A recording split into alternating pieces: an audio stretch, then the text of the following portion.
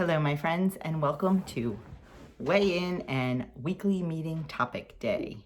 It is really, really bright and glary, so I apologize for the lighting. So, if you remember, last week I stayed exactly the same. Didn't lose an ounce, didn't gain an ounce.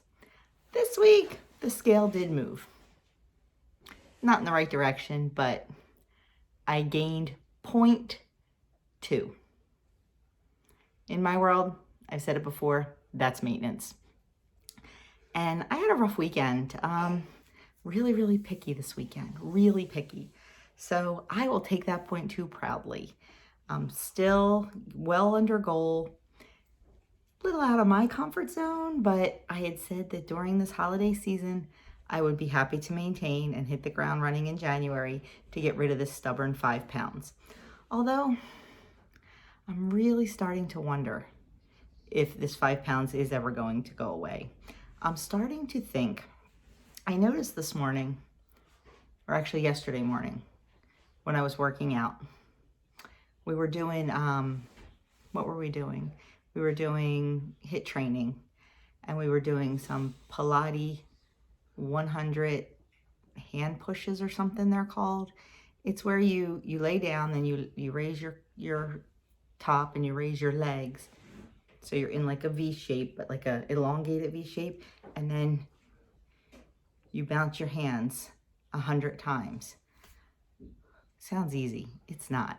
And as I was doing it, and I was, trying to concentrate on doing what I was doing and not thinking about my core screaming and my legs screaming, I was looking down at my legs, my thighs especially, because that's what I could see.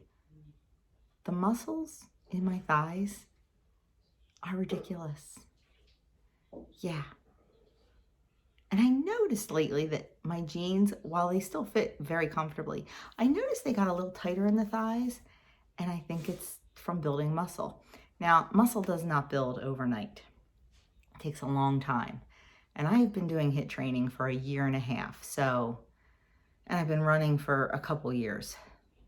So I think it's finally starting to pay off. And, muscle and fat weigh the same. A pound is a pound, because you always hear people say, oh, well, muscle weighs more than fat. It doesn't. A pound is a pound, but muscle is denser.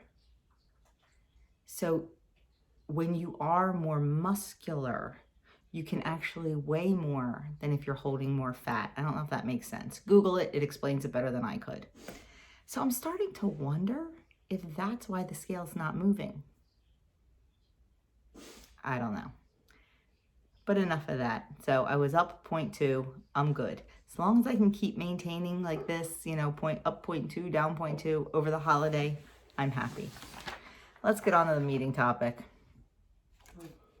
Yeah.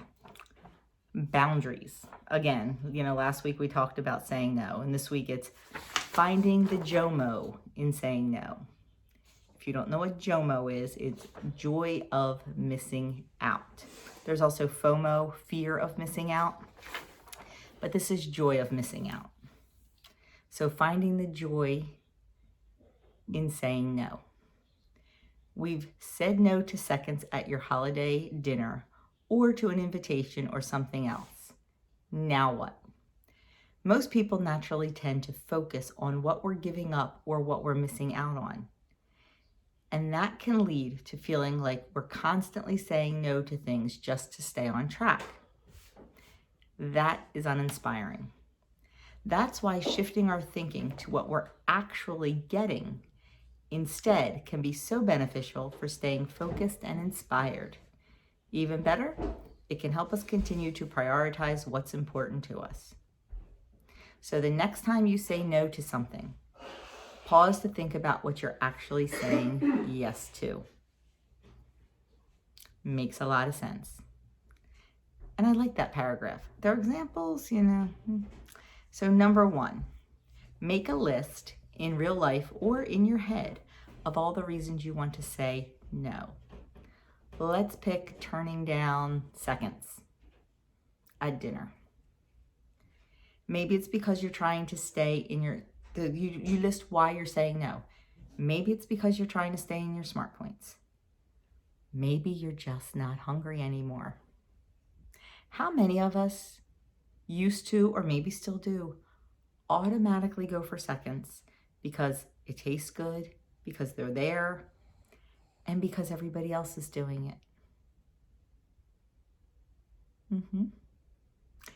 Next time you go to reach for that platter or that bowl, stop and think. Ask yourself, am I still hungry? Why am I going for more? Yeah, it tasted good. I enjoyed it, and I'm done. Am I really hungry? And you know what? If I am still hungry, maybe I should reach for that bowl of broccoli and not the bowl of rice, or not the bowl of mashed potatoes, or, not another piece of chicken smothered in some gooey, creamy, cheesy sauce. If I'm still hungry and the broccoli sounds good, go for that. If the broccoli doesn't sound good, chances are you're not hungry. Sorry, phone rang. So think about it. Think about it before you reach for seconds. Why are you reaching for seconds? Yeah. You don't need them, more than likely, so don't have them. Number 2, take a moment to notice how it benefits you. Do you feel energized and satisfied? You might even feel pretty proud of yourself and in control of your choices. I know I do. If we're somewhere, if we're at a party or somewhere like that, and I make my plate, I eat it, and then I stop. And that does make me feel proud because I have control. And to me, control is everything. Because let me tell you, back in the day, I didn't have control, and I would eat and eat and eat until I felt sick just because I wanted to eat. Yeah. It's taken me a really long time to develop a different relationship with food, to realize that food is fuel for my body. Is food delicious? Absolutely. Is food a social thing? Absolutely. But there is a time and a place for it. And even though you're at a party and food is social, nobody's telling you not to eat. We're just telling you to stop eating when you are satisfied. When you have had enough, that's when you stop. Get it? I know, it's not easy. It's not easy. But when you do that, stop and applaud yourself. And say to yourself, my goodness, look at the decision I just made. Look how far I have come in my journey, whether you've only been doing it a week or whether you've been doing it for years. It doesn't matter.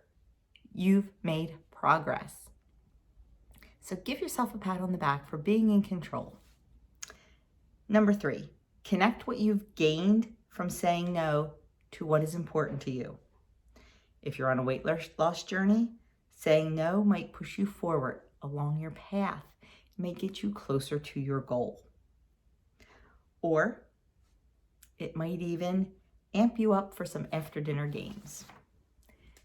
Once again, you're at a party, food is social, but don't make food the main focus. Make the socialization. We're really missing all the holiday parties that we usually go to. Oh, I'm missing them so much. And I'm not missing them for the food. Well, maybe Marianne and Tony's homemade kielbasa and sauerkraut. Yeah, he makes his own sauerkraut and it's amazing. So maybe I am missing that a little bit. But mostly, I am missing the camaraderie and the social aspect of hanging out with people that we love. And that's what I try now to focus on at a party. I try to mingle. I try to maybe stay away from the appetizers or stay away from the desserts and mingle. That's what you're there for. The food is secondary. Parties are social primarily. You want to go, you want to be with your friends, you want to be with your family, you want to have a good time. So try to focus on that. And if you're sitting there and you overeat, you're not going to feel good and you're not going to want to socialize. You're going to want to go home and go to bed. So just try to keep these things in the back of your mind. You're missing out on that second dessert or that second piece of cake, but look at everything you're gaining. You're gaining control. You're gaining satisfaction. You're gaining one step closer to reaching or staying at your goal. And you have to decide what is more important. I always tell myself, I can't afford another new wardrobe, so I have to stay at goal.